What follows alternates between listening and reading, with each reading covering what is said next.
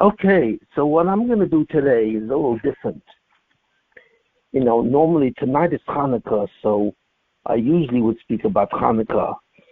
But, I've said a lot of things about Hanukkah over the couple of years, and what I want to say is a certain concept which, in my opinion, is one of the most important concepts of Kol HaTorah Kula, of the entire Torah. But this concept is basically not even known. Fundamentally, I don't think this is known at all. And this is the fundamental basis of every Yontov in Klal Yisrael. And it's fundamentally the basis of Hanukkah itself. Because without knowing this fact, you cannot be Zocher to the Nun Sharabina. And as we said, Hanukkah is about the Nun, it's about the 50th gate. Now the Torah is divided in the 50th gate, each being a higher level of wisdom. And the Jewish people at the time of Matan Torah were Zocher. We did receive up to the 49th gate. Even Moshe Rabbeinu received the 49th gate. Moshe Rabbeinu never received in his lifetime the 50th gate. And what exactly is the 50th gate? Well, the 50th gate is fundamentally shows you the relationship and the connection between every entity in the world. If you knew the 50th gate of Torah, if you knew how to read the Torah in terms of the 50th gate, and nobody in the world can do that. It has never been revealed to mankind except once. And that was with Rabbi Akiva ben Yosef, who was an actual Mashiach. He received the 50th gate and so on, and he began to reveal it in some sense to them. The closest thing that we have to the 50th gate of knowledge of the Torah is the Kabbalah. But the Kabbalah was really hidden. It was written in terms of symbols and metaphors. So even though it contains information that pertains to the 50th gate, it's basically hidden. And when Rabbi Akiva derived the 50th gate from the Torah that we have, he knew how to take it out, because the 50th gate of the Torah is contained in the Chamisha Chumshe Torah, the 5 books of Moses that we have. But nobody has ever known how to take it out. It was originally supposed to be revealed to Klal Yisrael at Matan Torah. All the Jews were supposed to receive the 50th gate, along with Moshe Rabbeinu, who was the Mashiach at that time. Because of the sin of the golden calf, the 50th gate was never revealed. Instead, the Torah was retransformed into another version of the Torah called the 5 books of Moshe Rabbeinu, the Chamisha Chumshe Torah. The Torah that we have, which is exactly Bereshis, Shmos, Vayikra, Bamidbar, and Dvarim, these 5 Chumoshim are fundamentally the second version of the Torah. The original version of the Torah, which was given to Moshe Rabbeinu on Mount Sinai and forms the holiday of Shavuos, was the 50th gate. And he was bringing it down to the Jewish people. But while he was doing that, the Jewish people were at that time worshiping the golden calf. So God was so angry that he withheld the 50th gate and never revealed it. The 50th gate itself is actually the light of the Mashiach. And therefore, the only person who actually ever understood the 50th gate to a certain extent was Rabbi Akiva ben Yosef, who was exactly the Mashiach ben Yosef. It was his job to bring up the 50th gate from within the Torah itself. He knew how to do it, and he taught this information to some extent to Rav Shimon ben Yochai, who then retransferred the whole thing in a commentary on the Torah called the Zohar. We do not have the 50th gate. Now, the 50th gate is actually the light of the Mashiach. With the 50th gate, the Mashiach will be able to suddenly convince you absolutely of the existence and functioning of God, and so on. Because with the 50th gate of the Torah, you suddenly understand the connection of everybody to everybody. In other words, you know why the person is that you are married. You know all your friends. You know all your children. You know exactly why you have all these people in your life. You also know why everything happens to you, all the events of your life. So the 50th gate actually unifies every entity in the world and tells you the meaning of every entity and the meaning of every event. So it is an incredible light that has never been in the world, and it is the light that's referred to in the statement, "O Chodosh al Zion To'ir," a new light. God will bring down a new light on Zion, and this is the 50th gate. Why is it called a new light? It actually isn't a new light because the Torah itself, the second version of the Torah, which was given on Yom Kippur after the sin of the golden calf, is fundamentally the light of the Torah. But it completely conceals the information of the 50th gate. And at the end of time, the final Mashiach ben Yosef will reveal it to the world, and from the revelation of the 50th gate of the Torah, he will suddenly reduce and take away the whole Zom, or the evil spirit that entered the Bria because of the sin of Adam Rishon. And with that light, he will completely convert the world to the knowledge of God like the waters cover the sea. We await that time. Now, the holiday of Hanukkah is actually about the 50th gate, because what was revealed in the nace of Hanukkah, the lights of the candles burning, the candle, the oil itself for the candle, for the lights, actually existed only of one cast for one day. But instead it lasted for 8 days until the Jews were able to replenish the oil that was not contaminated. So this is the miracle of Hanukkah. The light of one day was able to last for 8 days, and this was an absolute miracle. But this symbolizes the actual light of the Mashiach. Hanukkah, maybe more than anything and so on, actually symbolizes the 50th gate, which will be revealed by the light of the Mashiach. So why am I saying all of this? Because I'm not going to give a shir today on Hanukkah in terms of the 50th gate, but I'm going to give a shir today on the most important, most powerful concept that is probably revealed in the Torah, other than the absolute divinity and supremacy of God himself.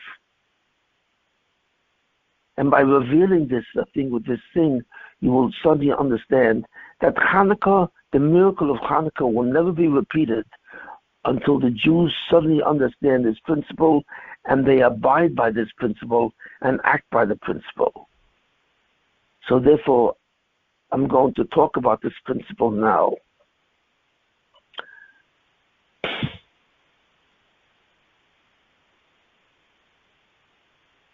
We all know that the Zulasoi, the recipient of Olam Haba, has free will.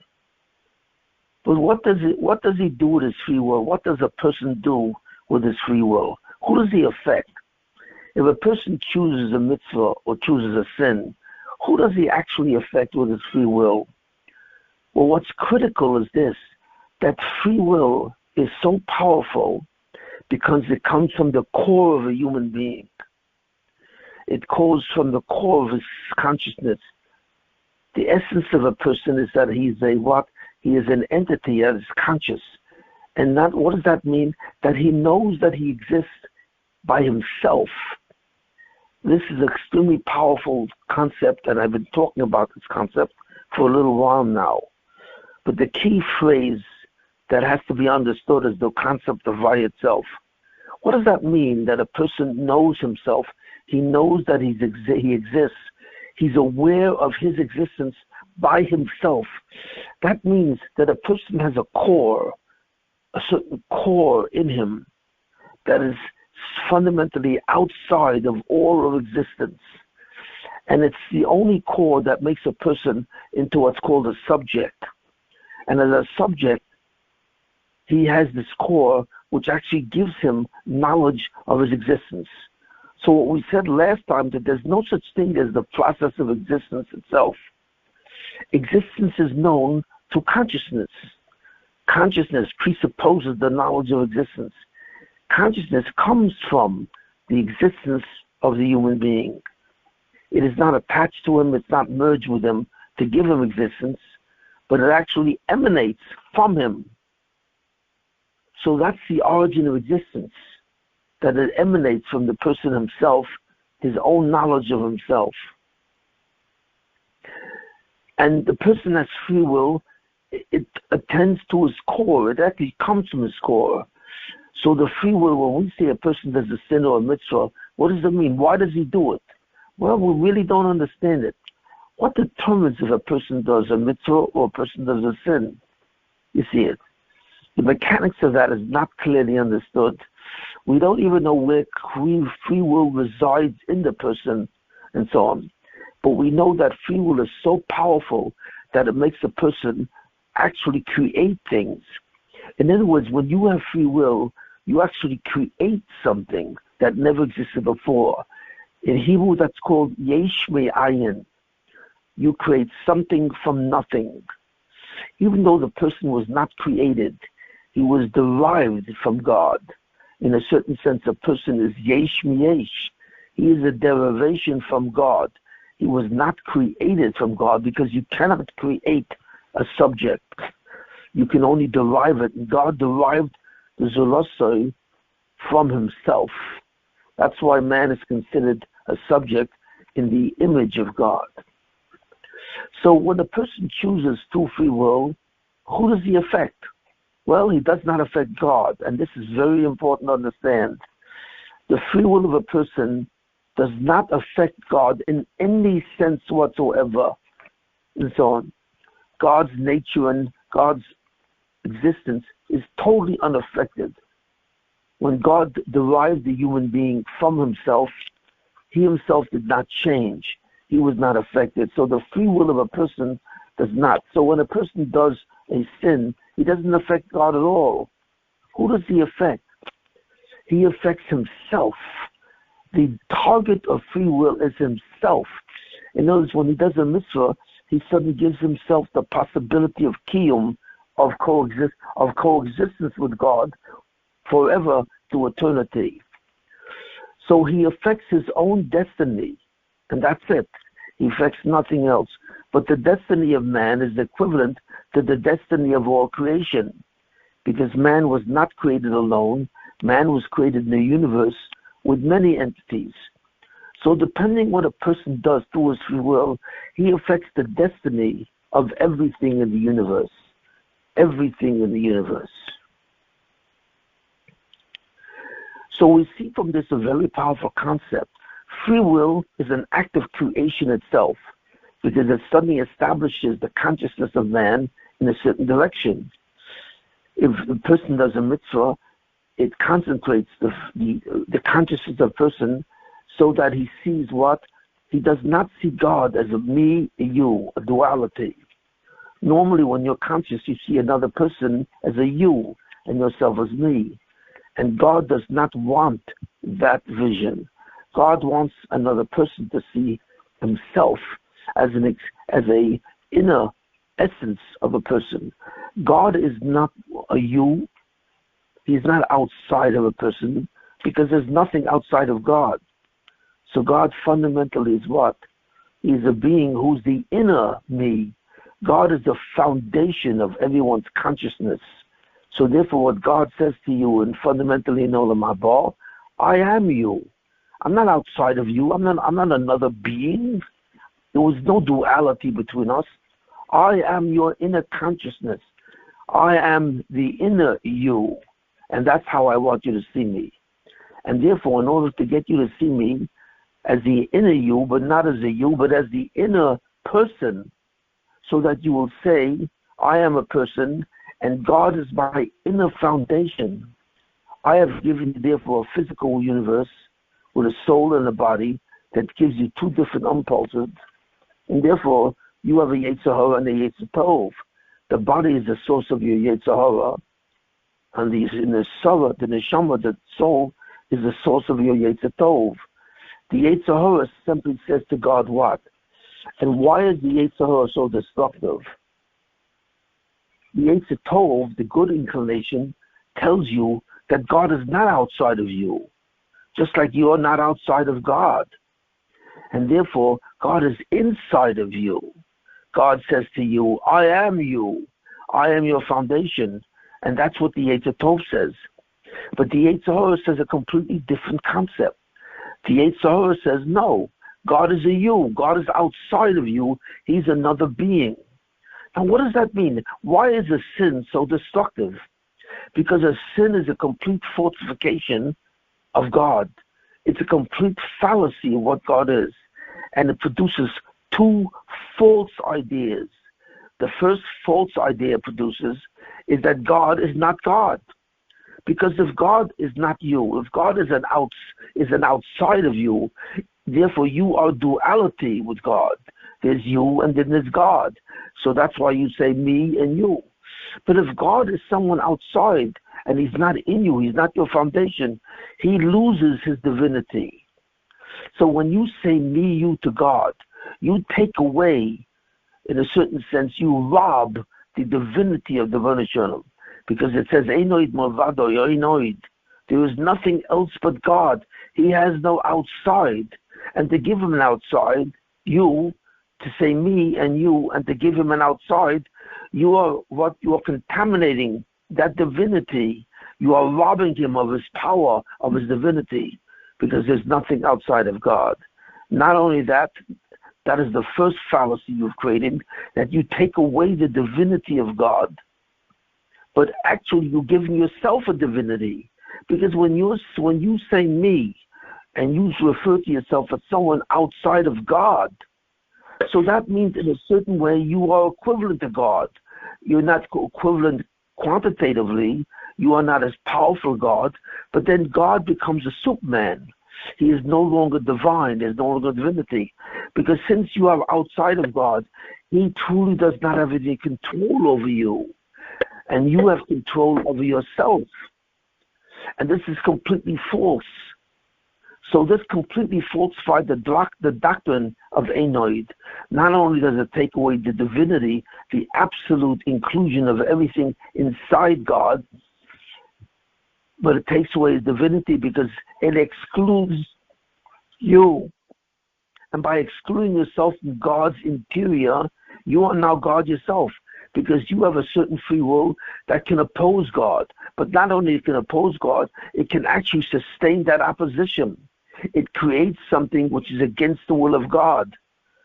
So two things happen when you sin. Not only do you take away the divinity of God, but you give yourself a state of divinity. And that's incredibly false. And therefore, that's what causes you to be annihilated. The yuchid pressure that comes from the absolute unity of God annihilates you because you suddenly created a false entity of false existence. That's the consequence of a sin. But wait a minute. We really have to ask a real question. Is it true that when you do a sin, that you don't really have any effect whatsoever? Is that really true? Well, we know it's true that you don't have any effect on God. But is it true that therefore you have no effect at all, only on yourself? Is that really true? So I wish to question that, and fundamentally, I actually want to disagree with it. There's one other effect that you can have that's besides the fact that you have no effect on God. And it's not only that, it is not only an effect on you, you do affect someone else. And what is that? And this concept, this answer to this question, is perhaps the most powerful point in Kol HaTorah Kula. Who do you affect with your sin besides God? So this is what we have to, even though you do not affect God, but who do you affect besides yourself? This is what I want to talk about fundamentally. Because the holiday of Hanukkah, the 50th gate, cannot come down to the world unless you have this clear in your mind.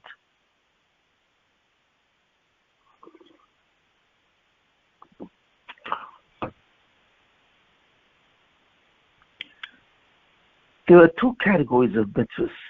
Those mitzvahs, beinodem l'chaveroi, the mitzvahs that are between man and man, like thou shalt not steal, thou shalt not murder, and so on and so forth. And there's another in your relationship with God, like Shabbos, Kashrus, Tefillin, and so on. These are things you do in relationship to God by declaring that He is you. But there are certain mitzvahs that you do in relationship to other people. You see it. There are certain mitzvahs of the way to behave to other people. And I have a question. Why were these statements, these behavioral recommendations, were given as mitzvahs? This is a very powerful question. You know, it's when God gave the Taryag mitzvahs in the Torah, the mitzvahs that He gave in relation to Himself, I can understand our commandments. God commanded us to keep the Shabbos because the Shabbos has deep and spiritual meaning, and we would not know it by itself. But why does God have to give us the commandments that have to do with other people? So, like that, well, isn't it? So why did God have to make this a mitzvah, and therefore give us the consequence of what it is as a mitzvah? In other words, if God gives us a commandment, then there's a consequence where He has to punish us thereafter, right after that. But how else do we say God should have given us? Well, He could have given us all the commandments that relate to other people, not as a commandment that we have to do it, and if we don't do it, we are punished. So there's a negative consequence when God gives a mitzvah. God could have given us that as a suggestion. That's right. God could have simply have told us, you cannot what? You cannot steal from another person. Why? Well, it's obvious. If you allow stealing to take place, one person steals from another, then the human race cannot exist. You cannot have a kiyum. It cannot continue to exist. People steal from each other continuously, and all mankind steals from each other. There is no such thing as bias, as ownership. No one can truly say that he owns anything because the object that he owns would be stolen. And if the normative behavior of mankind was to steal, you cannot have the kiyum of financial matters or economics. So therefore, God has to give a suggestion. My advice to you, mankind, is that if you steal from each other and you permit this, in other words, you legalize stealing in certain ways, then you will destroy mankind. Why? Because civilization cannot maintain itself if stealing is completely legal. The same thing with murder. If people who are angry at another person suddenly decide to murder that other person, and there's no legal repercussions, in other words, so God would say to you, you cannot do this.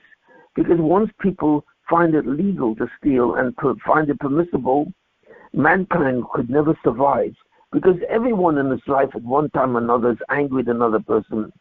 Even sometimes we have such a feeling of rage and anger, we could kill that other person. So if this were allowed, if people were allowed to kill each other when they get angry or very angry, mankind has no guarantee that it can survive. So therefore, God would have to at least suggest, to us and tell us as an Eitzah Tova, as a good suggestion of what mankind requires in his behavior to protect the continuity of civilization. So my question is, why did God have to give these as commandments? I can understand why the mitzvah between Him and us is a commandment. But I cannot understand why the behavior that we should exercise is a commandment. It should have been given as a suggestion and so on. Because a commandment is very different than a suggestion. And in terms of a suggestion, if you transgress the suggestion and you jeopardize the continuity of mankind, that's very dangerous. But if you do the behavior not as a suggestion, but it's a commandment, not only do you jeopardize the continuity of civilization, but you jeopardize yourself. Why? Because God will give you a consequence. He will severely punish you. Besides the effect that you have on mankind, He will severely punish you. That's called a sin, and that could result in your annihilation. So the question is, why did give God all the mitzvahs between man and man as a commandment that you have to do? You have no choice. God is not simply suggesting it. So what's the reason for that? And what's the meaning of that? Well, in order to answer this question really reveals a shocking concept. And in order to explain this concept, I have to give a certain analogy of of people who need to build a certain structure. It's called a construction crew. Whenever you have to build a certain structure, like a building or anything, a field, anything, you have to hire a construction crew. And who composes this construction crew? Well, fundamentally, are these crew people, are these workers, are they homogeneous or heterogeneous? Well, it depends if the job that you acquire is simple or complex. If you have a very simple job, like you want people to create a baseball field in some way, so all the people who construct a baseball field dig the earth and flatten the earth so that it's a flat plane. So all the people that you have in your construction crew are simply people who do the same job. They can all dig up the ground and flatten it, and then suddenly you have a baseball field. But that's a simple job, to construct a field. But what happens if you have to construct a building? Now wait a minute, the building is a much more complex item. Why? Because the building has at least 4 or 5 components to it. First of all, you need carpenters. Carpenters have to build first of all, you need metal workers, people who construct beams and attach beams to each other. So you have to construct people who can handle steel and iron and beams. And then you have and that's a separate skill. And then after that, you have to hire carpenters. Carpenters are a specific skill. They put up wood, they construct wood, they make all kinds of things out of wood. So to build the walls and the floors and so on and so forth of the building, you need to hire carpenters. But once you hire carpenters, then you also want to put in what? Wiring. You wanted to put electricity in the building. You want access to what? To lights. You want access to air conditioning. You want access to electricity so that you can do things and by doing things with certain instruments, you have electricity. So therefore, you have to hire electricians to do the electrical work, and carpenters to do the woodwork, and beam metallurgists who do the work on the beams. Also, you have to hire plumbers. Why? Because you want to build in that system bathrooms. You want the availability of water. So therefore, you have to have plumbers. And then finally, when you finish the building, the structure of the building, and you have a full beam with all wiring and plumbing and so on and so forth, you also now have to put the bricks on the building. So you have to hire a crew of brick workers. Each one of these categories is fundamentally a different skill. So this is a construction job that requires a construction crew, each one having completely different skills. So therefore, the construction crew that it takes to build a building is much more complex than a construction crew that has to build a field. The construction crew that has to build a building is said to be heterogeneous. They are different skills for different categories of people, and they're completely different for each other. Plumbers have a different skill than electricians, who have a different skill than carpenters, and so on. But if you have a simple job, you take a crew people who everyone does the same job. That's called a homogeneous crew. Everyone has the same job. So in other words, what is the relationship between all these people? Well, because especially in a heterogeneous crew where you're building a complex structure, these people have to respect each other. They have to be able to work with each other. They have to have peace and tranquility between them. And by respecting each other's opinion, by respecting each other's professional skill, they enable the building to be formed. So therefore, we see this important fact. Any type of a construction job needs many times different categories of workers. These categories of workers, in order to work together, and they have to respect each other's professional skill to do so, and they know they have to do that. Because if the plumbers fight with the electricians or fight with what? with the carpenters, they can never get anything done.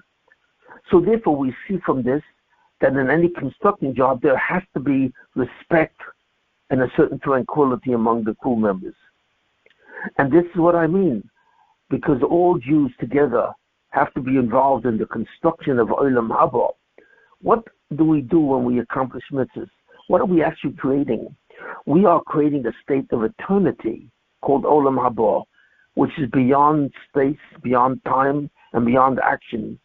But in order to create this type of eternity, which is beyond time, in order to create such a thing, we have to be able to respect each other and live together as peaceful people. So therefore, that's why the mitzvahs are there, but they should not have been mitzvahs. They should not have been mitzvahs. They should have been suggestions. They should have been behavioral suggestions that God will give mankind so that the people can get together. Jews and in their entirety, build Olam Haba. That's the construction job. That's the consequence of doing mitzvahs. When you do mitzvahs, Jews together, in terms of the Jewish people, they are involved in the construction of Olam Haba and so on. Olam Haba is actually not a building. Olam Haba is really a condition or a situation. But nevertheless, their mitzvahs are involved in the construction of Olam Haba, and as such, they have to get together. So the question still remains. So why does God have to give them mitzvahs? Between man and man, why does he have to give them commandments instead of simply behavioral recommendations? Not only that, there's another tremendous question that we have to ask. Now, I've never seen this question asked. I've never seen anyone really ask this, but this is really an extremely powerful question. Why did God create people? Why did God create a certain number of people? In other words, when you look at the human race has about 7 billion people. Who made them? Well, God made them. Why did God have to make 7 billion people? It doesn't make a difference. Even Klal Yisrael, even the Jewish people, let's say, would have been composed of hundreds of millions of people had they not been destroyed in many pogroms. But whatever it is, the Jewish people has a certain number. God had to create, or did create, all the Jews. Now, why? Why do we need Jews? Why do we need people in general? What is the concept of a person? I'm asking an extremely fundamental question. What is a person that God suddenly decided to create a certain number of people? There's an absolute fact. From the time of Adam Rishon until the time that the Mashiach comes, there will be a certain number of people that will have been made. That's right. Mankind has a fixed quantity. He has a fixed amount. But the question is, why? In other words, when God created Adam Rishon, all the people, all the time together, actually composed Adam Rishon. We were once part of Adam Rishon before the sin. That's right. Every person that existed after Adam Rishon was once a specific cell in his body as a person. So what does this mean?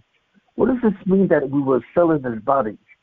Well, in a body, there's a concept of an organism, and every cell in the body has a certain function, right? But it also has collective functions with groups of people. So apparently God needed all these people to do a certain specific job in order to create Olam Haba and the mitzvahs. But God intended originally only to create one man. That's right. God had no intention of from that one man to take all of mankind. Because if Adam Rishon had not done the sin, if he had done the mitzvah of not eating from the tree of knowledge of good and evil, God would never have differentiated. Adam Rishon would never become differentiated and disintegrated into many people.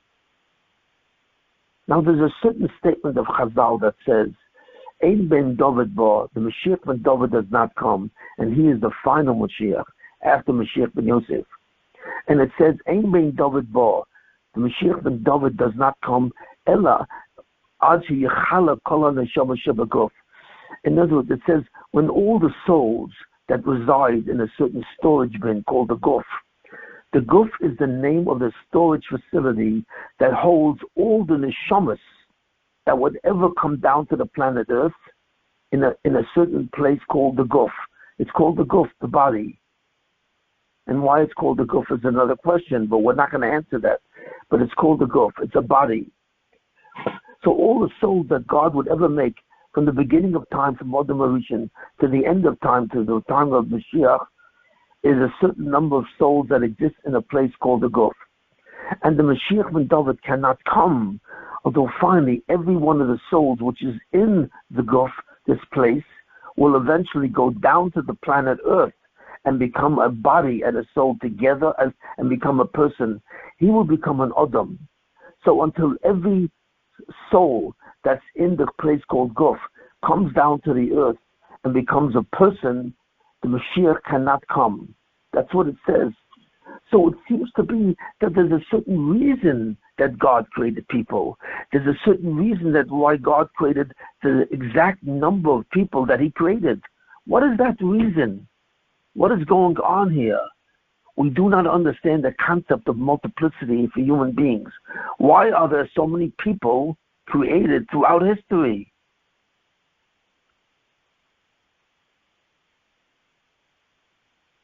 So the answer to that is a shocking conclusion.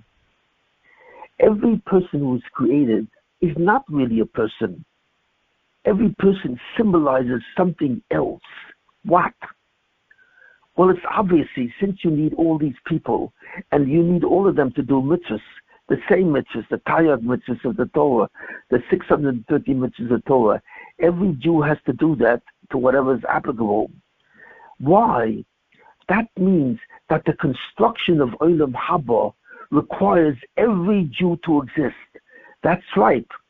The reason why every Jew must be created, the certain number that God ordained, has to be come down to the earth and do the mitzvahs, is because the work that each Jew has to do is completely necessary for the construction of Olam Haba.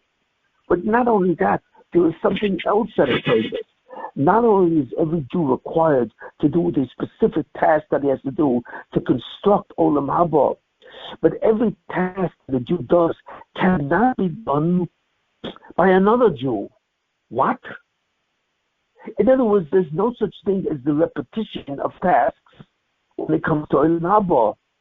Olam Haba needs a certain number of different tasks, and each task, each work that a person has to do is unique to that person.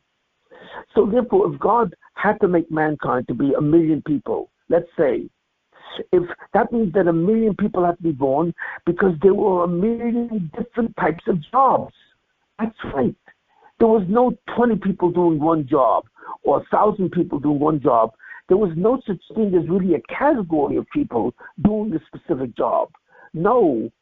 A job had to be done by each individual. Each individual had his own task, which was involved in the creation of the structure called Olam Haba. So therefore, mankind is not simply an organism where they're all working together. In a certain sense, mankind is an organism that is composed of each individual Jew. Every Jew is a part of an organism. It's not even like the human body. The human body is an organism which has different organs that work together to keep the person alive. But there are certain cells composed in each organism, in each organ. For example, the heart. The heart has cells. It has many cells. And there are many cells that work together to do the same job. But that's not the truth of Klal Yisrael. Klal Yisrael is not working together to do the same job, right? It's a superorganism.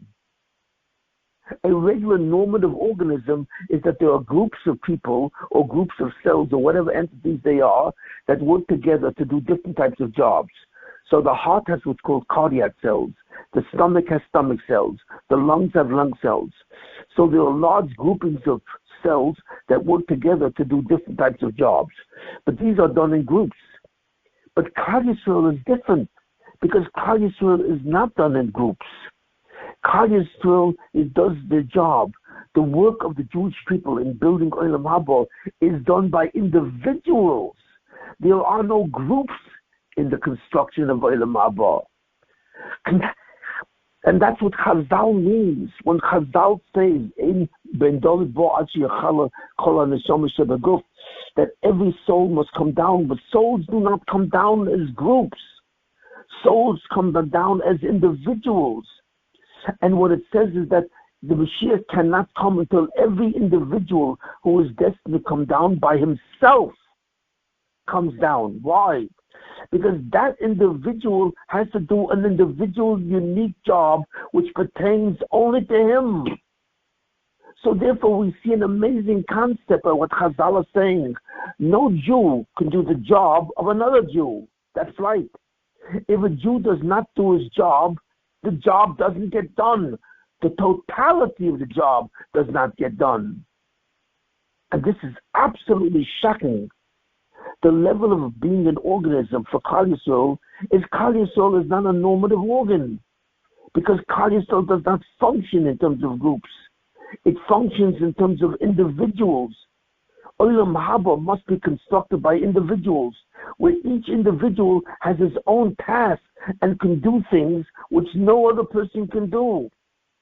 And therefore, that's why Olam Haba, to be constructed through the mitzvahs, has to be performed by a certain number of people, each one doing his job individually.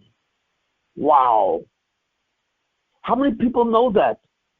How many people know that the job, the task, the avodah of each Jew is an individual avodah that cannot be done by another Jew? In other words, another Jew maybe can help a Jew do his task, but he cannot do it. So a person called Reuven does one job, and a person called Yehuda does another. Yehuda and Reuven do not do the same job. They cannot do the same job. It requires both Yehuda and Reuven to do the two separate jobs. So that means that the organismic structure of Klal Yisrael is based on the integrity of the building of Olam Haba. Each person must do his own separate job alone. Maybe he can use some help, but fundamentally he alone can do that. Which means that Klal Yisrael is not an organism. It's not a normative organism. It is a superorganism composed of individuals, not of categories, not of groups. Wow. I wonder how many people know this. That means that the guy you're sitting next to in shul is completely different than you. He has a completely different job, and it rests up to him to do the job. In other words, if he doesn't do his job, all of Klal Yisrael is affected. Because if that one component is missing in Olam Haba, there is no Olam Haba. So therefore we see an amazing concept, that each Jew who has to do his specific job endangers not only himself, he endangers oil of Olam Haba, which means he endangers Klal Yisrael. He endangers every other Jew. And this is an incredible fact. When we make a bar mitzvah, and we make a certain bar mitzvah for a certain person who becomes bar mitzvah, this person who's becoming bar mitzvah is not simply we're saying, well, you're under the category of chuppah ma'asim tovim mitzvahs. No, you are actually.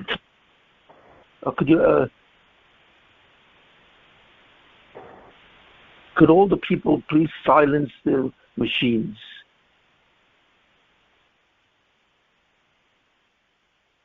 Each Jew is required to build Olam Haba, and if they don't do their job, Olam Haba is not built. That means that every Jew endangers every other Jew. So therefore we see free will does affect other people. You see it? What? Each person is necessary. In free will, is each person, when a person becomes bar mitzvah, you are already inviting a new person to do a new task that cannot be done by anyone else. It's not that a person becomes a Jew. In a certain sense, a Jew is an individual affair. No Jew is like any other Jew. Every person in the shul you daven is unique, is different, is separate, is an individual, completely an unrepetitive type of person. No person in your shul is like any other person. Each person has his own job, and this is shocking. That Olam Haba should be based on the avodah of individuals. So this is not even like a building which requires electricians, plumbers, carpenters, groups of people to do certain types of skills. Klal Yisrael is not divided by skills. That's right.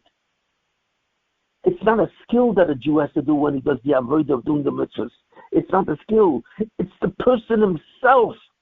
The consciousness of that person himself is absolutely necessary for the construction of Olam Haba. So Olam Haba, the construction of Olam Haba, is not dependent on skills. Because skills can be taught to many people. You can get categories of people who have professional skills. Skills are dependent on individuals, on the individual core consciousness of each individual is that which constructs Olam Haba. It's a din of the yochid. It's not a din of the rabim. It depends on the individual, which means it depends on the consciousness, the awareness, the self-awareness of each individual. That is fundamentally what's necessary to build Olam Haba, not the skill of building Olam Haba. So we see a tremendous concept over here. It's unique. So therefore we see that if a Jew does not do his job, right? If he does not do a job, if he does not do the mitzvahs that is required of him, he jeopardizes the construction of Olam Haba. He jeopardizes all of Klal Yisrael. So now we understand the concept of a mitzvah. When it says Kol Yisrael Arevim Zelazeh, every Jew is a collateral for every other Jew. Why? There are many times I see Jews and I don't even know they're Jewish. I cannot identify them. Yet the Torah says that I am an Orev. I have to be collateral for that Jew. Why? Why do I have to be collateral for someone I don't know? Because fundamentally the Torah is saying, because without that other Jew, you have no Olam Haba. That's it. Without each and every Jew being born and coming down to the world to do his avodah, you have no Olam Haba. That's why you are an Orev. So now we understand. We understand why you have to do the mitzvahs. And we understand why the mitzvahs are not suggestions. Because if it was simply based on skills and the categories of people who do these skills, God would say, you have to be nice to each other. You have to be tranquil. You have to respect each person because the skill of each person is necessary to build a building. But that's not what God says. God says to a Jew, you must, as a commandment, respect another Jew. You have no option. The Torah says what? You should not verbally abuse another Jew. Why not?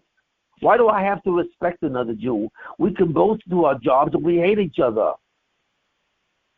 If one carpenter hates another carpenter, but they're both involved in the construction of a building, the building can still be constructed because the construction job is based on skills, and skills can be taught to one person or many people. But the concept of a person is the concept of an individual, the concept of a core, the concept that only he knows himself. There's only one himself. There's only one itself. There's only one self to each person. Each person has a different sense. Reuven only knows that Reuven exists. And how does he know it? By his core. Yehuda knows that Yehuda exists. And he knows that by his core. The core of each person is absolutely different. Just like each person has an individuality which is completely his own and he does not share the individuality of himself. He can share the fact that he has a body. He can share that he has arms and legs and a body. But he cannot share the inner ego. The inner ego is simply, it's not the ego of simply of a man. It's the ego of Reuven, or it's the ego of Yehuda.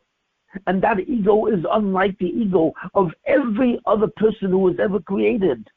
Why? Why does God do this? Why does each person is different? A person is qualitatively different. not quantitatively different. It's not that each person has a certain personality or a certain ego. No, each person has his own ego with its own qualities, its own level of free will, and the own avoda or the own task that he has to do. Which means that it's not based on skills, it's based on the concept of a person. And a person is nothing more than a self who's conscious of himself through himself. The himself of every person is different than the himself of every other person. So the construction of Olam Haba is unique. It's a superorganism of unique people where each one's ego, in sense of self and sense of itself, is different than any other person who was ever created. Wow. If this is true, that's why God gives his commandment. He says to you, you don't have an option. You don't have an option. There's no option to disrespect a person. There's no option to speak Lashon Hara. There's no option to speak Chilis. There's no option to hate people. The mitzvah is Gemilas Chasodim is a mitzvah. It's not a suggestion.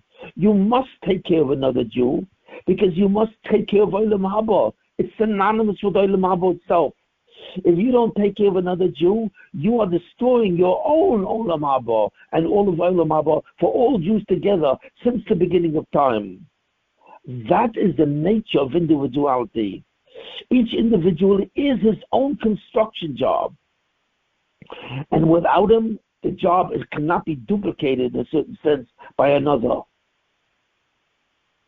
That's why all the midos, all the attributes, all the behaviors that are between one person and another are considered commandments. Why? Because just like an electrical circuit, which has in it capacitors, resistors, and inductors, every electrical circuit has in it different types of electrical equipment. Every circuit has in it it has certain conductors.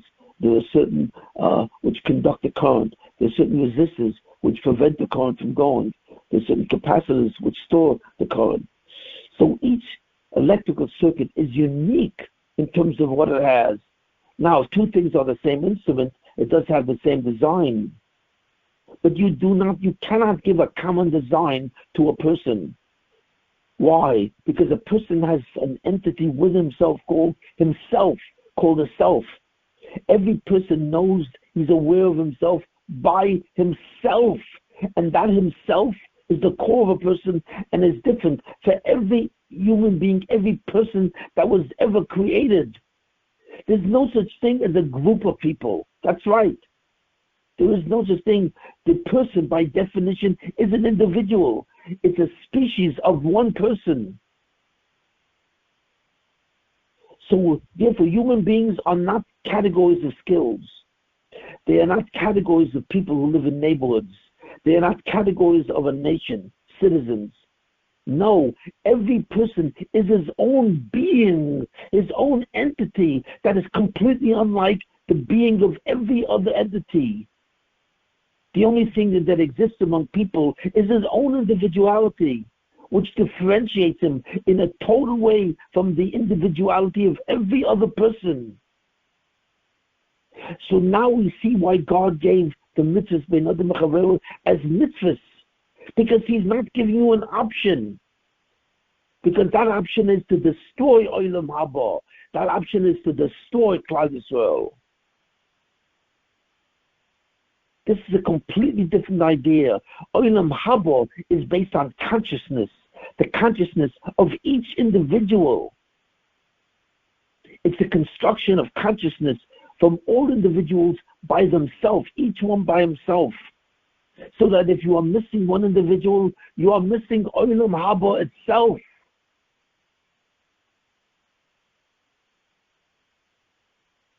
In other words, if you're missing one carpenter in a construction job, so then the other carpenters will take over the job and they can all do the exact same job that he could do.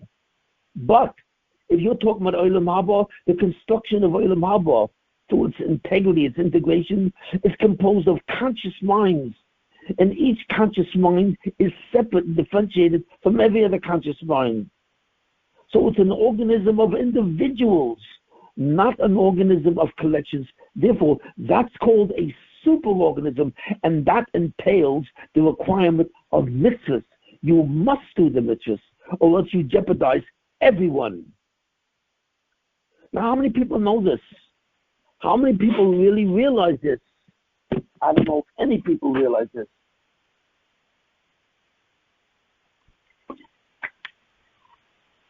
And therefore, the greatest avla, the greatest fault of Klal Yisrael, that Klal Yisrael has never taught this to each other. That's right.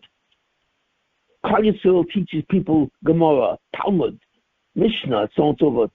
It teaches all these things, Mishnah, Gemara, Tanakh, yes, but nowhere in Tanakh do you find this concept so explicitly stated that Klal Yisrael is a superorganism. So that's why people speak Lashon Hara and Mechilas. People hate each other. People abuse each other because nobody understands that you are abusing someone, not another person, not someone of a similar species. The word species is a collective term which applies to all of us. But mankind is not a species. That's right. Mankind is not a species like plants, roses, or plants, or insects, ants. Ants are a species. Lions are a species. Cape buffaloes are a species. But human beings are not a species.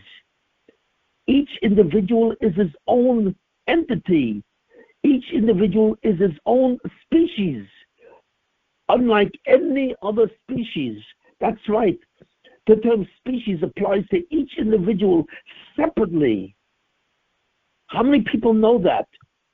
And is this ever taught to Klal Yisrael?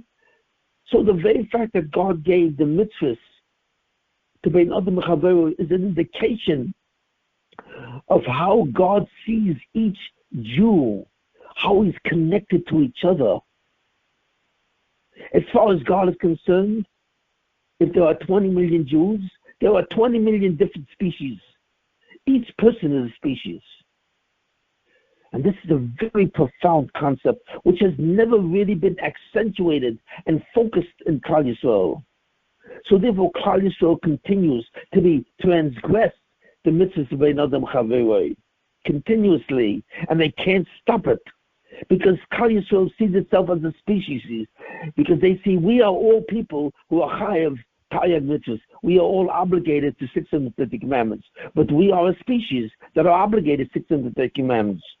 And the answer is, I tell you, Klal Yisrael is not a species who has to do the 630 commandments.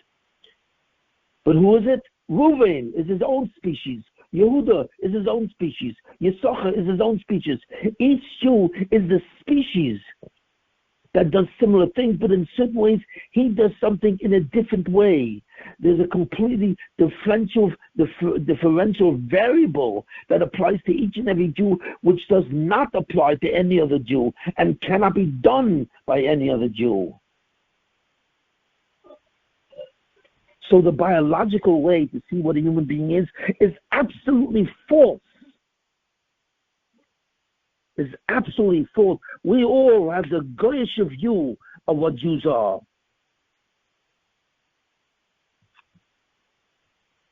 Now, why is it important to know this?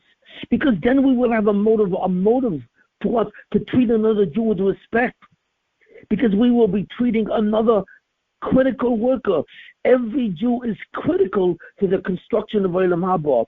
How can you not respect that?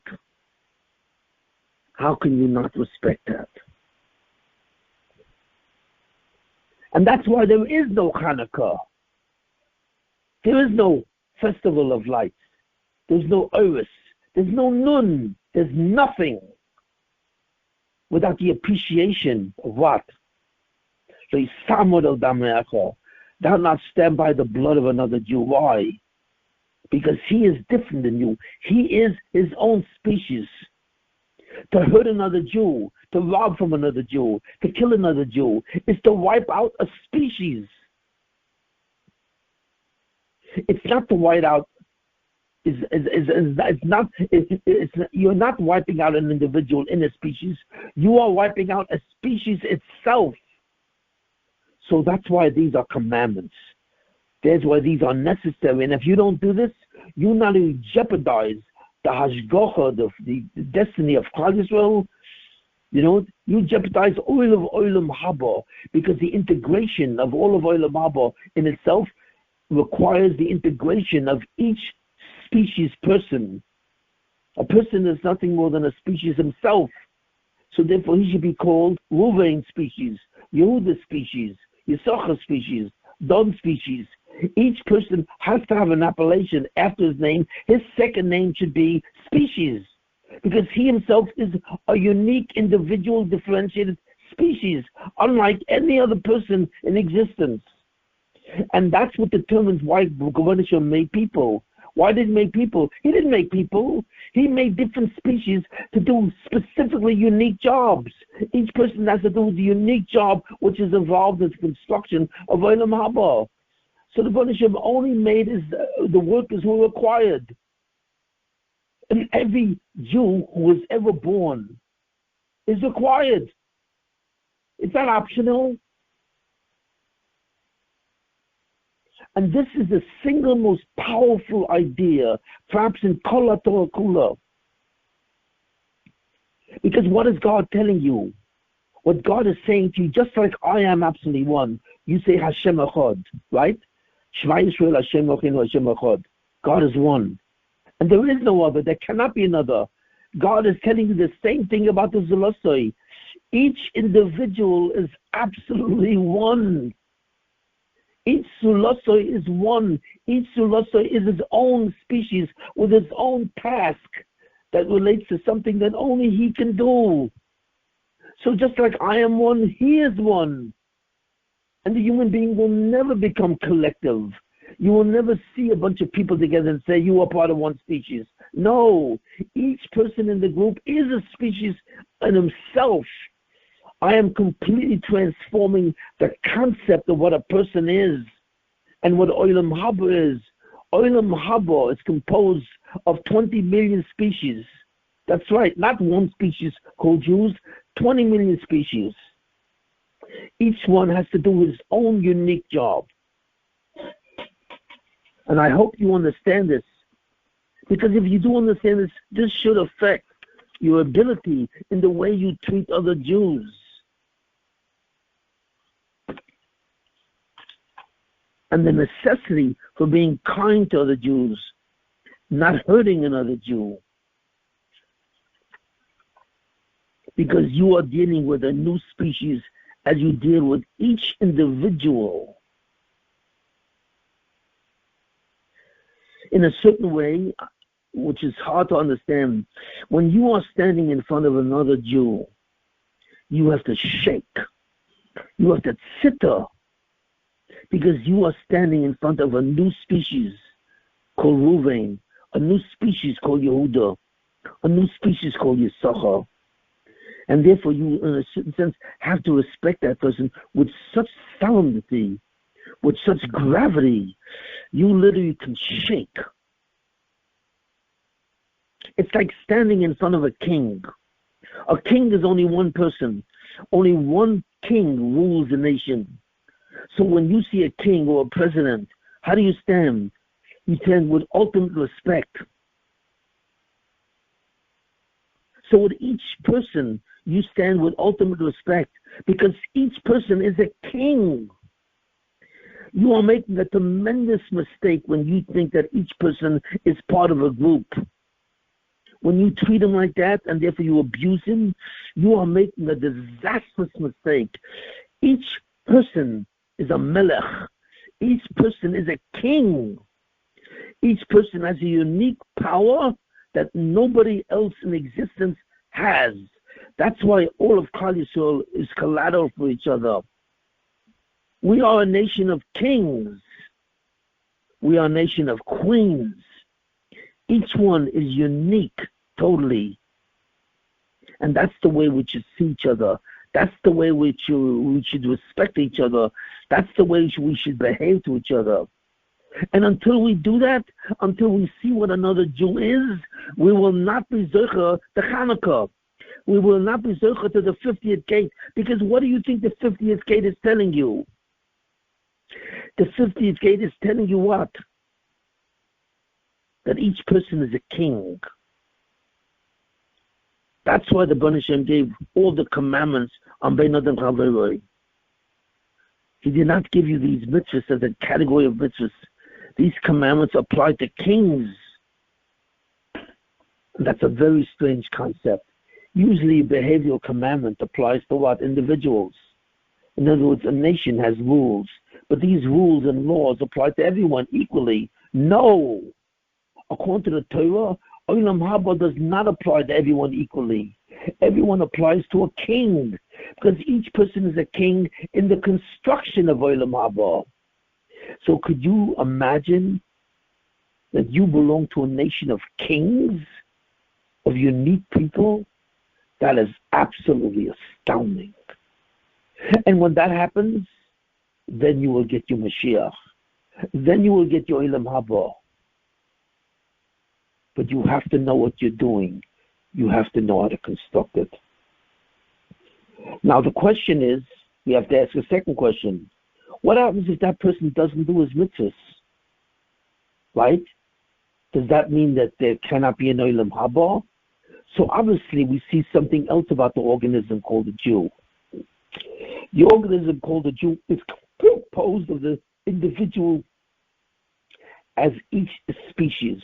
But what happens if that Jew is fried? What happens if that Jew is not from? What happens if that Jew doesn't believe in God, or is an atheist, or doesn't do one of the mitzvahs, or doesn't respect, or is evil to another Jew? What about him? Does that mean that Olam Haba cannot be constructed because he does not create Olam Haba? No. Why? Because because all the Jewish people are in another sense an organism. Yes. Because I didn't say they weren't an organism. I didn't say that a Jew is an organism by himself. I said that what a Jew is, he's a superorganism. Well, what is a superorganism? A superorganism, the word super refers to the fact that he's a king. This is an organism of kings.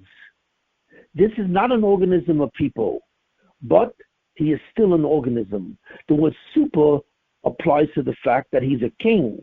That's why it's super, but he's still an organism. And in an organism, there's a certain what's called organismic flexibility. Yes. And where do you see this? You see this actually in the human body. You see this in the brain. Because when a person, for example, has a stroke, when suddenly there's a clot in the brain, and the first time there's a stroke, so a certain area of the brain dies. It cannot function. So let's say the person in a certain sense becomes paralyzed. Because the cells in his motor coordination, in the motor part of the brain, the cerebellum or the cerebrum or the zone is damaged. So what happens if a part of the brain is damaged? What does the person do? Well, let's say he can't walk. But what happens? There's such a thing as physical therapy. And what is physical therapy? It's based on the principle of the flexibility of an organism. Because the brain is an organism in total. So therefore, it is possible to train other parts of the brain to take over this function. That's right. So this, in a certain sense, compromises uniqueness of a king. It does. Because if that king does not do his job, even though he's the only one who fundamentally is connected to that job, is attached to that job, but that job can still be taken over by someone else. Because it has to. The organism of Klal Yisrael has to be able to take care of people who don't do their jobs. So even though the Bnei Hashem commanded you to do their job, to indicate to them their relationship, they don't have to do that, or they won't do that. So what does God do? He makes the Jewish people into not only kings, species, each one is a species, but he makes it into a species in a certain sense which is flexible. That means that other people can do his job, and that's called substitution. Just like the brain can take different parts of itself and assign to those parts of the brain that are working and that are healthy to do the job that was left undone by the part of the brain that suffered a stroke. That's right. So therefore, you can do physical therapy. You can retrain the person in certain activities.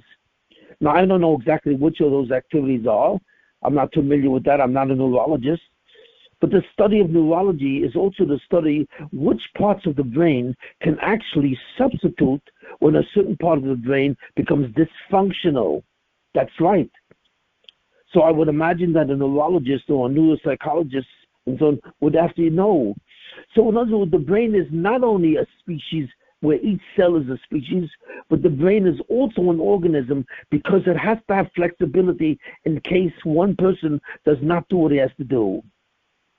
So in that regard, you have three different possibilities.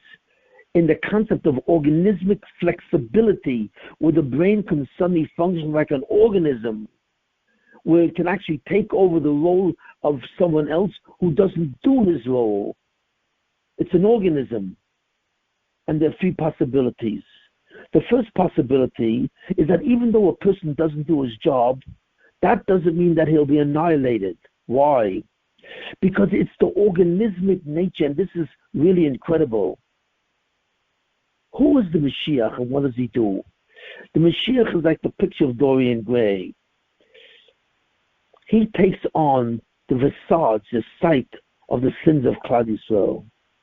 So he's called the Sovel Chaloyim, somebody who suffers diseases or inabilities or diseases and so on and so forth for the rest of Klal Yisrael.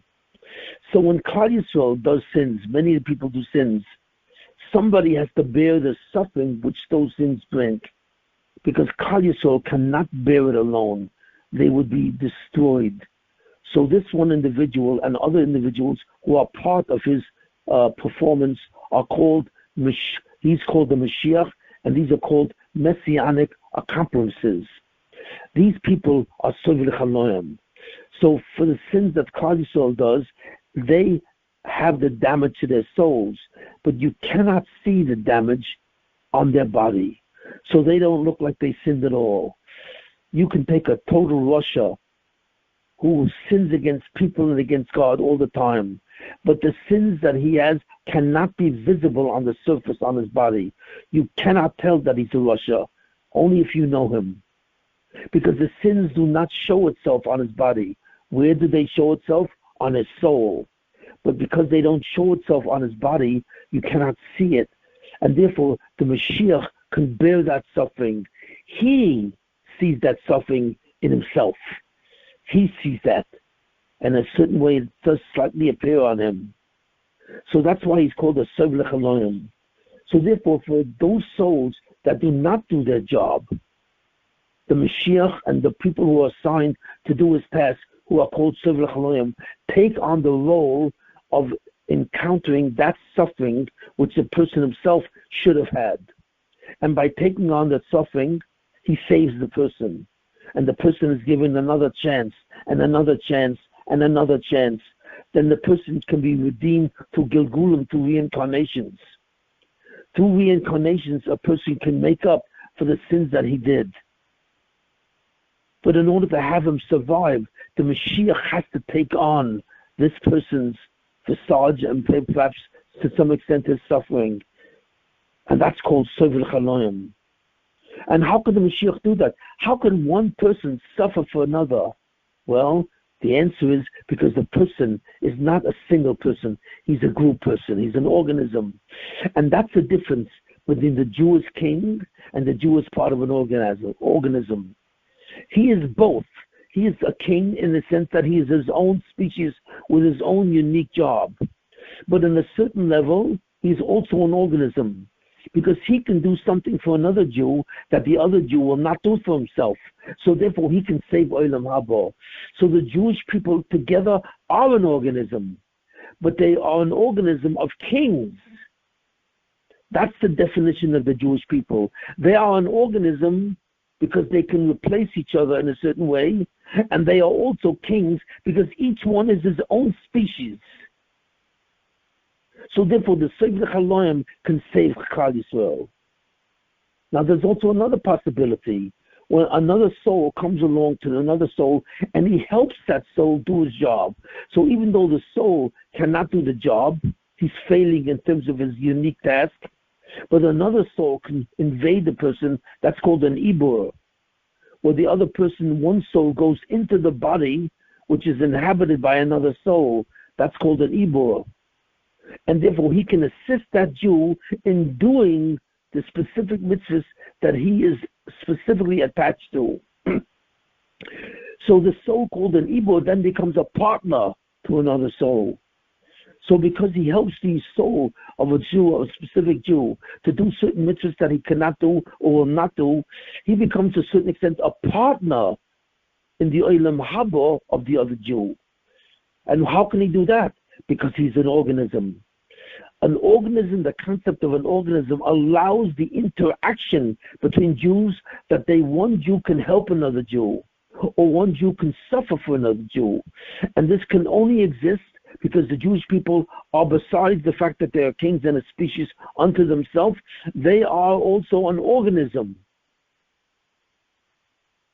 And finally, if the person doesn't do the job, another soul can completely take over this new job.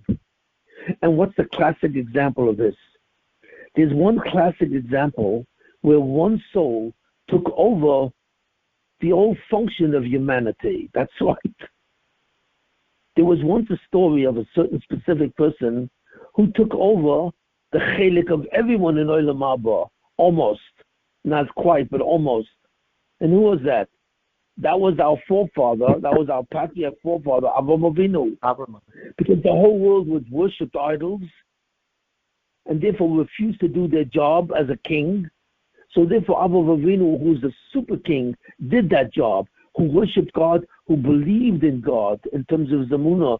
So therefore what happened was God therefore suddenly made him the substitute who took over everyone's chelik, but not totally. Temporarily and on a certain level, Avraham Avinu took over the royalty of every individual in the world who gave up his fundamental job in terms of uniqueness.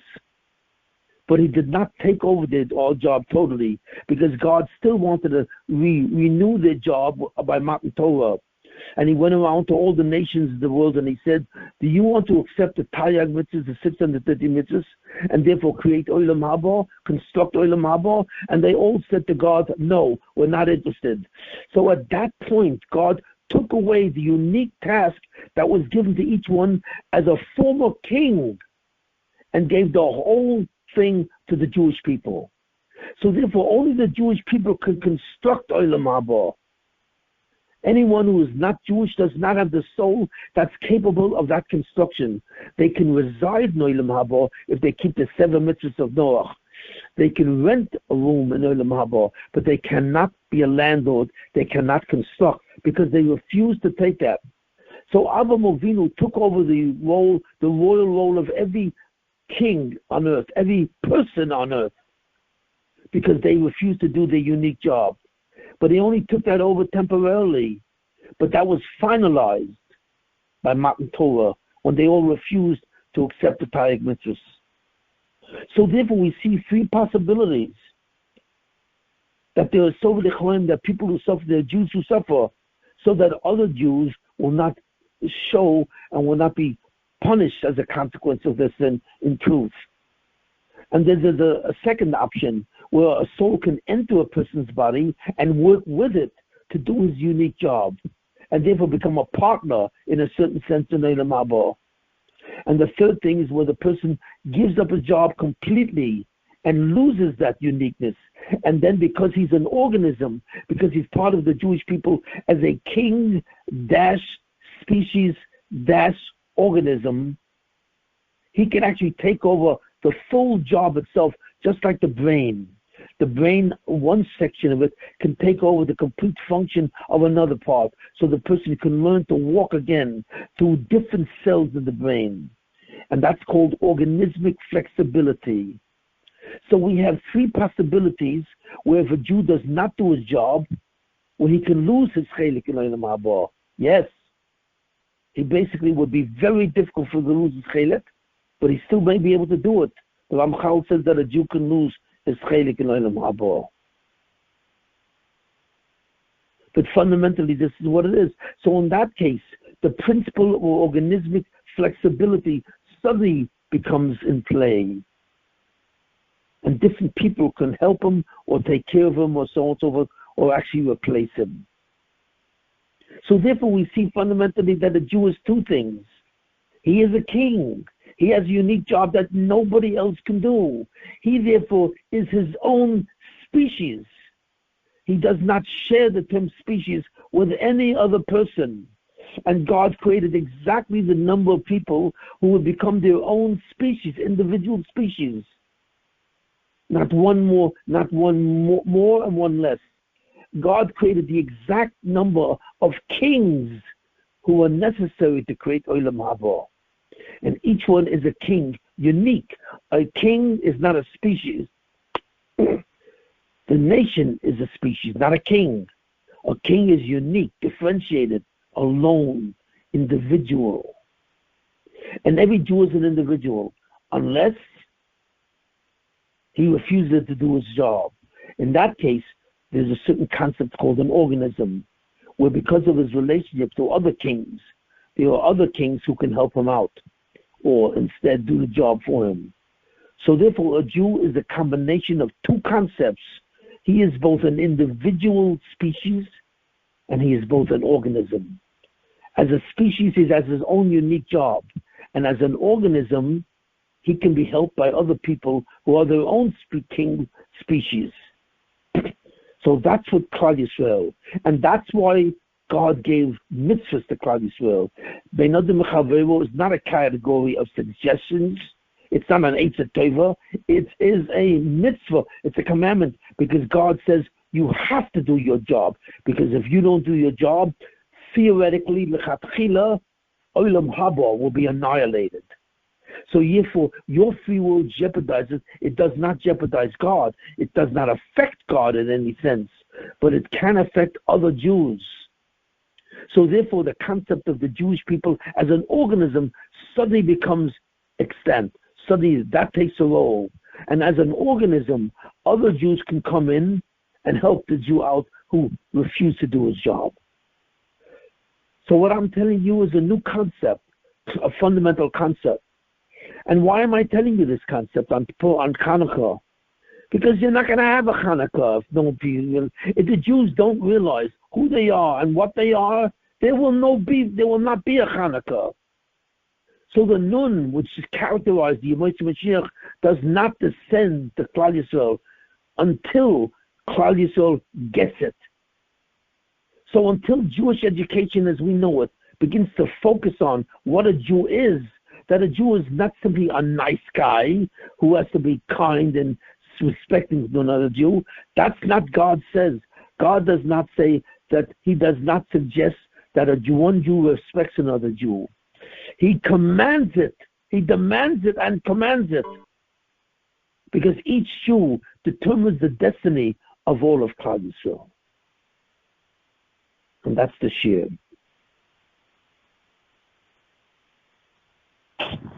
Shimon, thank you. Just one clarity. When you say the Jew is a king, do you mean to say besides that they're part of an organismic existence, they have somewhat of an individual self-awareness? That's why you're calling them a king? Is that what you mean by a king? It's a component of self. Yeah, okay, so I wanted to make sure. That's what I thought. The component of self-awareness, which means that let me repeat it. Every person knows himself. How? By himself. That word, by himself, shows you that he is an individual, unlike any individual. In other words, you know yourself, right?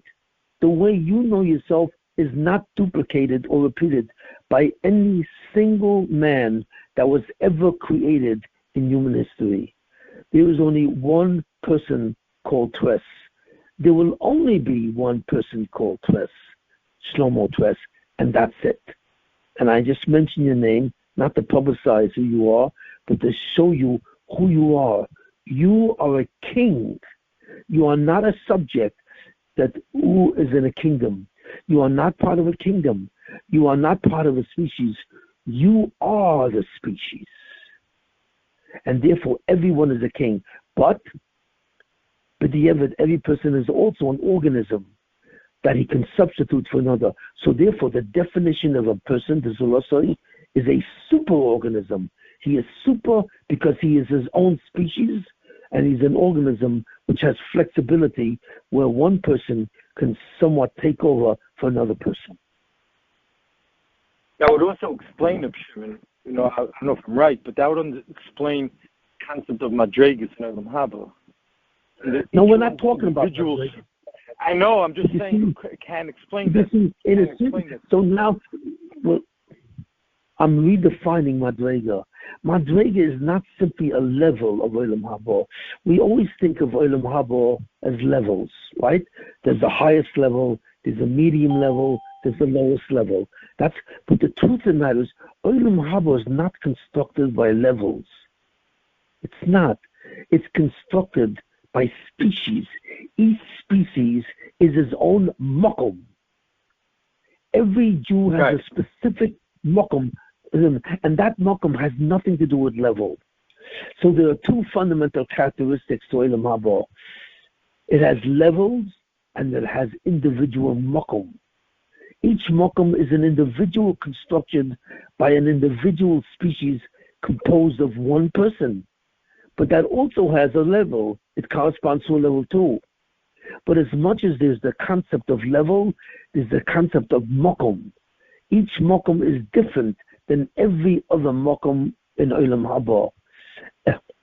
And not only that, Olam Haba as a place, as a condition of consciousness, requires each makom to be total. And someday we will understand exactly what that means. Makom is a qualitative principle. Level, madrega, is a quantitative precision. So the Olam Haba has two qualities. It has a quality, it has two traits, a quality and a quantity. The quantity is its madrega, the quality is the specific makom that was created specifically for the one person who is the king of that makom, and nothing else fits into that. Now, how do I know there's another raya? Now that you mention it, there's another raya that a person is a king. Because it says, what is Olam Haba? Chazal say, Tzadikim Yoshem, Tzadikim are sitting. They're sitting in Olam Haba enjoying it, right? But it describes the Tzadikim. It says, what are they? What are Tzadikim in Olam Haba? It says, V'itvoseim b'rosheiim, and their crowns are on their heads. And they benefit from the Shina. What does that mean, their crowns are on their head? What is the Gemara referring to when it's talking about people? It's saying they have crowns. Well, wait a minute, the only one who was a crown is a king, right? Nobody was a crown. The king is unique. What makes him unique is the Torah. And that's the sphere of Kessin. Every Jew has his own crown, which means that every Jew is his own king, and a king is not part of a species. In royalty, the king is the ruler of the species. He is not part of the species. He's outside of the species. He has a power which no one else shares.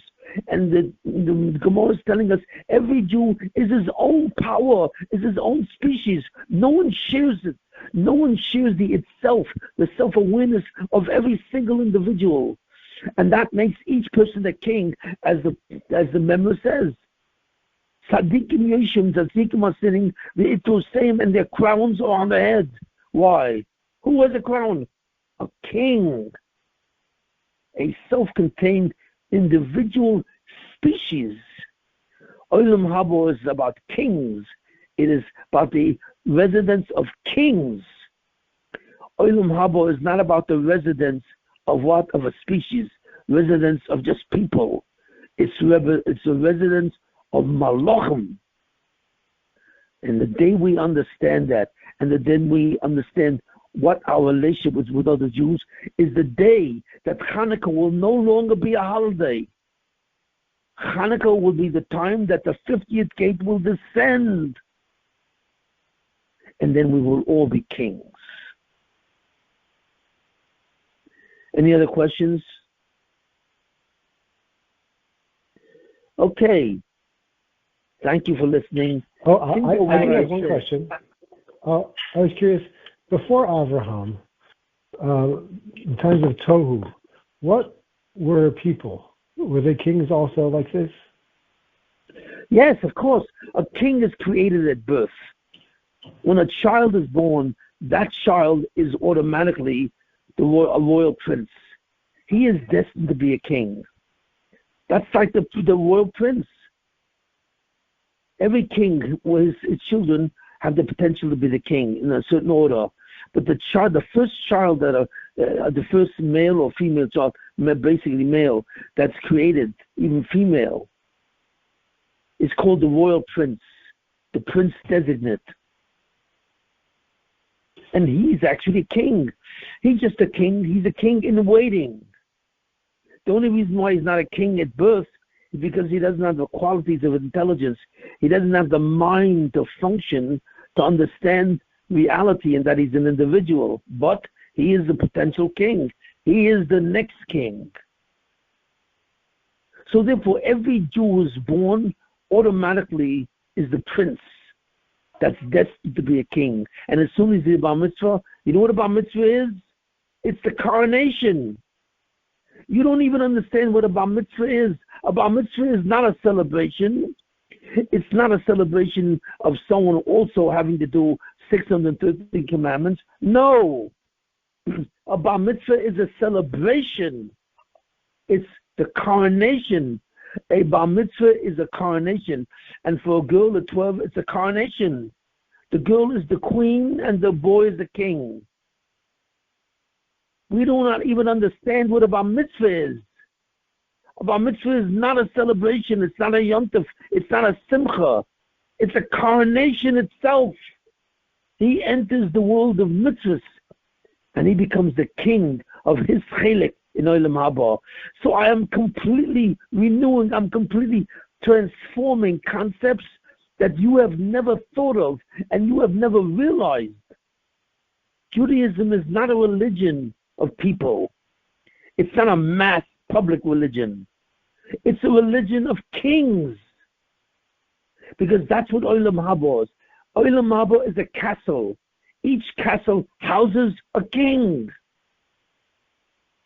If you understand that and you change your behavior to accommodate that understanding, you have reached the madrega where eventually, quickly, you will be zocher to a nun. Okay. Thank you, Shimon. Shimon, one point. You once told me that if Asa would have done his tikkun, then the Geula would have came much earlier, and we wouldn't need all these Yisurim of Klal Yisrael, yes. Something along those lines. Right, the function of Asa was similar. Asa's function was to bring the Tahara. Yaakov's function was to bring the Kedusha, similar to the Mashiach. You know, Asa was similar to the Mashiach ben Yosef. He was supposed to bring the purification. He was supposed to purify the world from the sins of Adam Rishon down. And Yaakov was supposed to elevate physicality to spirituality and bring Olam Haba. Both of them were somewhat similar to the two Mashiachim, Mashiach ben Yosef, Mashiach David. But Asa failed. And then when Asa failed, what happened? So when Asa failed, Yaakov said to the Banasham, okay, Asa failed. He gave up the Bechor. He gave up the supreme category of Mashiach ben Yosef. Now there is no one to do this. So you know what Yaakov said? I will do it. There's a Rashi that says, where Yaakov actually said to God, so then I will do it. Yaakov, the twin brother of Esav, took over the role of Yosef. And he continued that role in Yosef HaTzadik. What role was that? That was a role he was not supposed to have. He only sat in, the tachlis of Yaakov was to be a Yoshev Olam, to sit in his tent and learn Torah, to Malba Kedusha, bring Kedusha to the world, holiness. Asa was supposed to one who was supposed to eliminate contamination from the world, from the sin of Adam Rishon and the sin of all of mankind. But Asa gave that task up. He gave up his unique kingship. He gave it up. So Yaakov Avinu said, I will take it. I will take both tasks, the task of Kedusha and the task of Tahara. You know? And that's what Yaakov actually said. That's what Moshe Rabbeinu said to Esav. Moshe Rabbeinu in the desert wanted to cross the land of Esav, and Esav did not want to give them permission. So Moshe Rabbeinu said, but wait a minute, but we took over your task. Your forefather Esav lost it. He gave it up. And Yaakov Avinu, his twin brother, agreed to accept the task. You have to let us through your territory. Why? Because you owe us. So we see another example of one Jew who's a king taking over the role of another Jew who's a king, but a different type of king. Shimon, this last point that you said about Yaakov and Esav, the Ramchal says this openly in, I believe it's Parshas Vayishlach, Yitzchak, right? By Mlav and Garti. Yeah. What I'm trying to bring out is even though Yaakov took over Esav's task, he still couldn't do it as powerfully as Esav would have done it himself. Mamish, what you're saying. Well, I'm not saying that. I'm not saying anything. I'm not comparing the substitute from the principle. I don't know. I mean, I'm not really saying. I don't really know if the task is taken over by another person. Is he given the full task? Does he take it over? Or does he need more than just himself? And possibly you're correct. Because the task of Mashiach ben Yosef was taken over not only by Yaakov, but it was also taken over by Yosef. Because it says that Yaakov and Esav, it says Yaakov is a fire and the Yosef is the flame of the fire. There's a pasuk that says that. So it seems to be that Yaakov and Yosef together comprised the task that was originally solely given to the brother called Esav. So I'm not comparing exactly the distribution of that power. That will have to be done for another share. But know that it can be substituted from because of the principle, because of the principle of what quality? That the Jewish people are not only kings, but they are also an organism. They are a super organism. Super implies king. They are alone in their task. Each one is alone in their task. An organism applies to the concept of flexibility, where they are still a group, and in certain cases they can then substitute from one another in different combinations and permutations. So there's an interaction that's possible because of their quality as an organism. But at the same time, there's also a uniqueness that applies to each one separately from the other. Because what? Olam Haba is a construction of what? Of consciousness. Olam Haba is a construction. It's the total consciousness of the Jewish people. And each one is a king in his manifestation of consciousness. So Olam Haba is not a construction job like a building, where you have classes of individuals who have the same skill. No. The skill of Olam Haba is the person. The person is the skill, and the only one who represents the skill. But since he's also an organism, that can be substituted. But the principle that we're seeing is what is the integration, the integrity of Olam Haba. Olam Haba is not composed like a building of construction through skills. It's a construction of self-awareness, consciousness, the totality of consciousness that belongs to the Zulosoi. The Zulosoi not only represents an individual consciousness, but in its totality, and this is what's called the Tikkun HaKlali. The Tikkun HaKlali means that the Tikkun has to be done not only to each Jew as a king, but it has to be done to all of them together as a group. But it's a group, it's not a species, it's a group of kings. And what is that? That's the totality of consciousness. And what determines the totality of self-awareness, the totality of consciousness, what's called the Maxi Zulosoi. The Zulosoi as he is himself, who other Mauritian was. The only Zulosoi who actually reflected the totality of Olam Haba and the totality of the consciousness of the Olam Haba was Adam Rishon before the sin. He was the combination of every human being that was ever born since that time. And that was a total consciousness, which was removed from them from the Chet and never duplicated it again.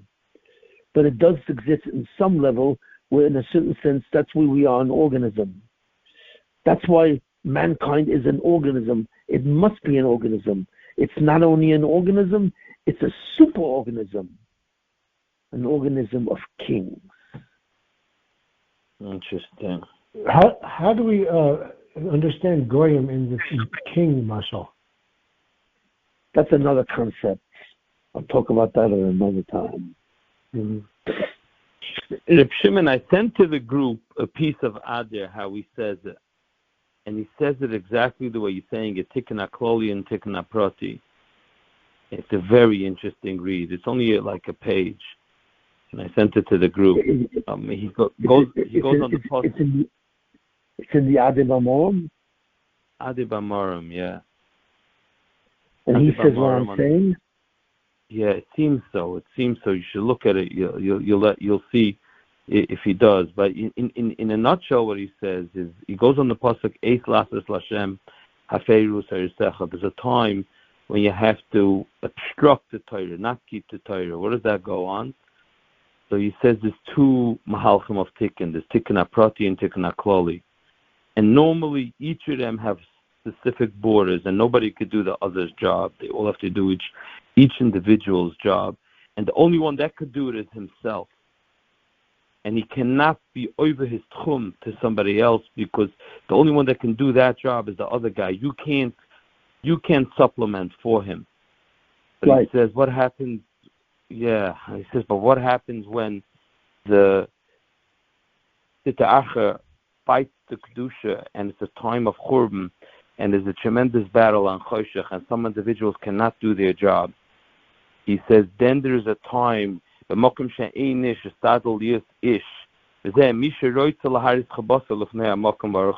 wants to show his chibet to Rabbi Shalom, like the Mashiachim, it seems. When there's missing people that can't do their own tikkun, he takes the job of others. And he says, and he goes into that's called tikkun hakloli. He says, and you have to go in the cloud. Somehow there's a room. Okay, that's okay. Thank you. That's really because this is a public share, not a private share. So yeah, take a look at it. This is how he says it. Okay, thank you. The one thing I want to say to the group. Okay, very good. One thing I want to say about one thing. I'm giving this show on Hanukkah to tell you how to activate Hanukkah, not simply to light candles. Hanukkah is not simply lighting candles. Hanukkah is being able to benefit from the candles, which is the Nun Sharos. It's the Chodosh Al Tzion. So the one thing I want to say to anyone who listens to this share, if anyone is interested in the Mazel and the Hashgoch of Klal Yisrael, Jewish education must be changed.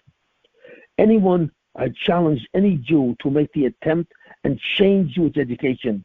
Because if this concept is not given over, if all they give over is different Gemorahs that have really nothing to do with the person's life in the end, and it never has nothing to do with this concept of why it's a mitzvah, it must be changed and incorporate in a new way what exactly a Jew is. Because if it's not, we will still be waiting for the Mashiach. And the Mashiach is about to come whether we like it or not, and we must instill this in Klal Yisrael. That means that Jewish education in all the yeshivas of the world has to incorporate this idea, and therefore must change. Okay, thank you very much for listening, and I'll speak to you next time. Take care.